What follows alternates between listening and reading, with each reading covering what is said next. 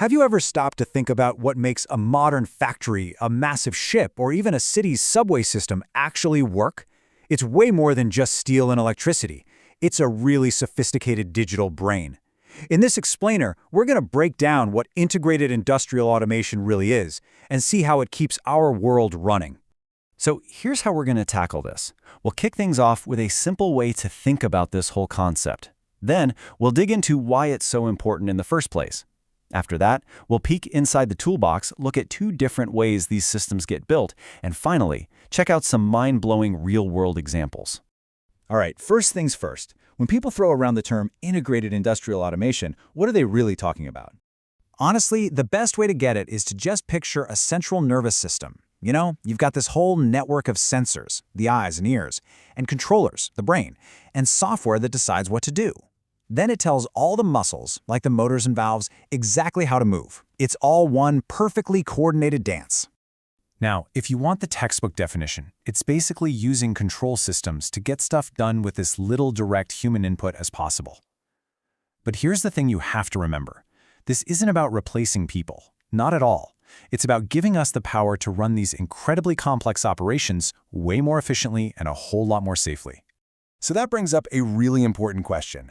Why go to all this effort? Why build this massive digital nervous system? I mean, what's the end game here?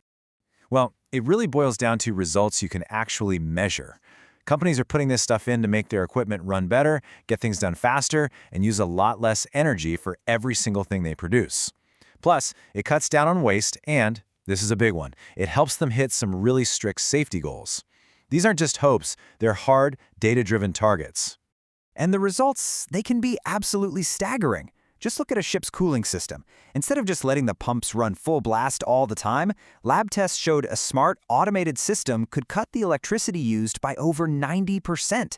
That is a huge saving, both in money and in energy. Okay, so we get the why. But what about the how? How does this whole digital nervous system actually work? What are the building blocks? You can kind of think of it in 4 different layers. Right down on the factory floor, you've got the field level. Those are the senses and muscles, smart sensors that see what's happening and motors that do the work. Go up a level and you find the local brains. These are things called PLCs, and their job is to make lightning-fast, super reliable decisions. Above that, you've got the control room, where human operators can see everything that's going on. And right at the top is the enterprise layer, which connects it all together and pulls out that big picture data for business decisions. Now, what's interesting is that there isn't just one way to snap all these pieces together. Engineers basically follow 2 main blueprints for designing these systems. So on one hand, you have the classic approach, the hierarchical model. It's like a strict pyramid, you know? Information only moves up or down the chain of command. But the modern way, the hybrid model, is completely different. It's less like a pyramid and way more like a web, or even a brain, where data just flows freely between any part of the system. This is the blueprint that's really built for the world of AI. Okay, that's all great in theory, but where can you actually see these systems doing their thing? Let's check out a few incredible real-world examples. First up, we're headed out to sea. We're looking at a big ferry, the kind that carries cars and people, that was fitted with an advanced automation system to manage all of its machinery. And the results were just awesome. The researchers who studied it said it led to very large drops in electricity use, and all it was doing was intelligently managing things like the cooling pumps. So it didn't just save a ton of money, it made the ship greener without cutting any corners on safety. All right, from the sea, let's head underground to the Doha Metro. I mean, think about it. Building a brand new subway system for an entire city is an unbelievably complex job, and the automation system was the glue that held the whole thing together. And here's the thing. This system, they called it a BACS, it did so much more than just run the trains. It actually helped speed up the entire construction project. It also made sure the fire and life safety systems were rock solid and allowed hundreds of different machines from different companies to all talk to each other seamlessly. For our last example, let's zoom all the way down, from an entire city to just a single, really clever piece of hardware, a solar-powered water pump. Now, this isn't your average pump. It has this smart controller that's always tweaking things to squeeze every last drop of power out of its solar panels.